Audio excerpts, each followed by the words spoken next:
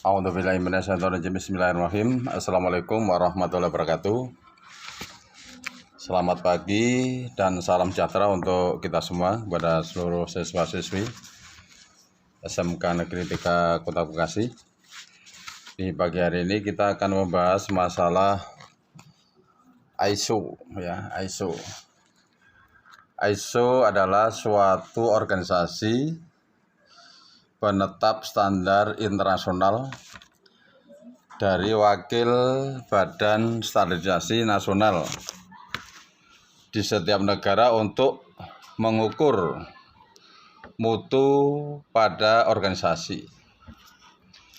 Setiap perusahaan yang bersaing secara global bisa diukur kredibilitasnya dengan standar ISO ini. Organisasi ISO merupakan pihak yang berperan penting dalam memfasilitasi perdagangan internasional, lalu membuat berjalan dengan baik. Organisasi ISO akan memberikan spesifikasi kelas dunia untuk berbagai macam hal, bisa dari produk, bisa secara sistem, bisa pelayanan, untuk bisa memastikan kualitas, efisiensi, dan keamanannya. Jadi, perusahaan ataupun brand yang sudah memiliki standar ISO bisa berpeluang untuk persaingan di pasar global karena sudah memiliki jaminan kualitas produk baik jasa maupun barang dari ISO sebagai memiliki kredibilitas di mata konsumen. Lembaga ISO berdiri pada tanggal 23 Februari 1947. Lembaga ini menetapkan standar-standar industri dan komersial di dunia. ISO yang dibentuk untuk memperkenalkan standarisasi internasional untuk apapun. Biasanya standar yang sudah ada yaitu standar jenis film fotografi, ukuran kartu nama, kartu ATM bank, ketebalan dan ukuran kertas, dan lainnya. Ketika menetapkan suatu standar tersebut, lembaga ini akan mengundang wakil anggota dari 130 negara untuk bersama membahas tentang standarisasi komite teknis yang disingkat dengan TC, subkomite yang disingkat dengan SC, dan kelompok kerja yang disingkat dengan WG. Walaupun ISO organisasi non-pemerintah, tetapi kemampuan untuk menetapkan standar itu akan menjadi hukum dengan serangkaian persetujuan atau standar nasional yang membuatnya lebih berpengaruh dari organisasi non-pemerintah lainnya. Prakteknya, ISO dapat berhubungan kuat dengan pihak pemerintah. Peserta ISO termasuk ke suatu badan standar nasional dari setiap negara dan perusahaan besar. ISO bekerja sama dengan Komisi Elektronik Internasional yang dikenal dengan EIC, yang bertanggung jawab terhadap standarisasi peralatan elektronik. Tujuan dan manfaat ISO bagi perusahaan.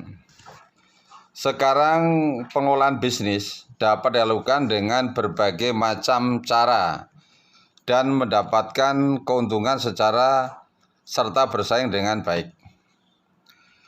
Perusahaan yang bisa bersaing secara global dan memiliki standar ISO mempunyai kualitas produk yang lebih dipercaya. adanya hal ini, maka ISO menjadi hal yang sangat mempunyai tujuan dan penting digunakan untuk pengelolaan bisnis.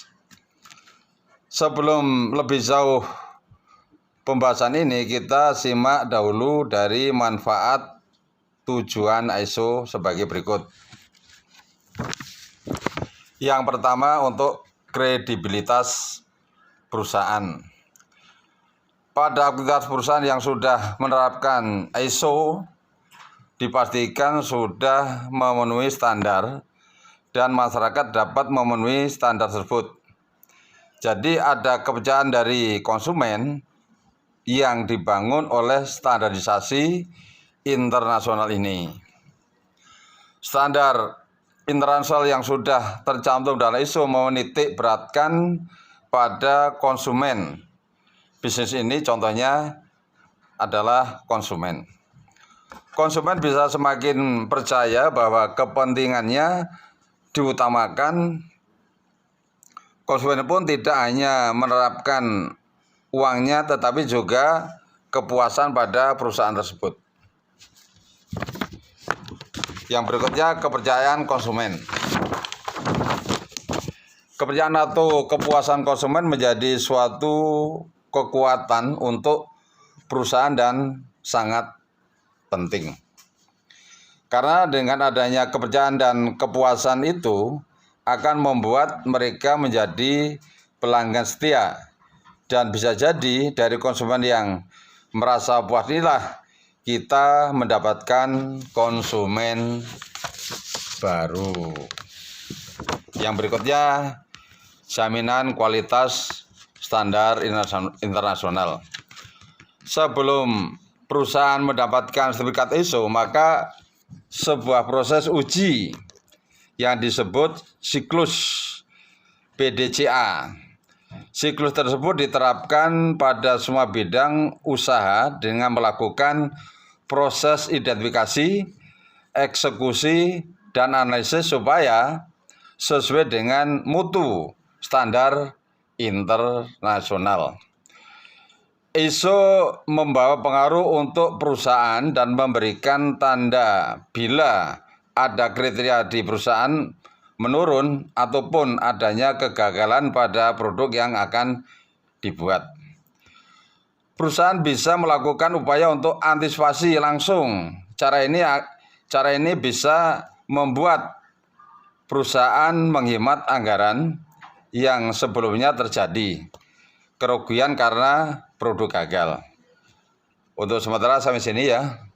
Untuk lebih kurangnya saya mohon maaf. Nanti suatu saat akan kita bahas lebih lanjut lagi. Mungkin akan saya terangkan lebih detail lagi. Lebih kurangnya mohon maaf. Billahi taufik wal hidayah. Wassalamualaikum warahmatullahi wabarakatuh.